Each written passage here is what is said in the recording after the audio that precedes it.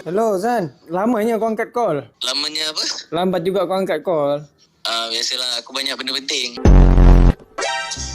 Kau ni. Jadi aku tak penting lah. Kau kat mana ni? Baik. Aku ada ni makan je dengan Najla. Kau tak nak ajak aku ke? Tak nak lah. Aku lebih pada nak makan dengan Najla. Kau ada apa-apa ke dengan Najla ni, Hazan? Tak ada. Kan satu bilik. Apa masalah kau? Kau macam sekarang ni macam kau kerap keluar dengan dia daripada aku. Jangan keluar dengan lelaki lain. Kau kena risau aku keluar dengan perempuan tau. Kau jangan tengok-tengok Arzan, ha? Jangan tengok lain.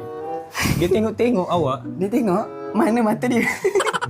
Awak ni jealous gagal lah. Macam mana aku nak handle DM request aku lepas ni? Mesti dah macam minta nombor. Kau jangan layan pula. Aku ada dekat sini. Awak tak boleh? Alah bagi ke? Bagi kan lah. Tengoklah siapa yang bawa kau datang sini. Kau kena hargai. Aku drive sendiri pun tadi.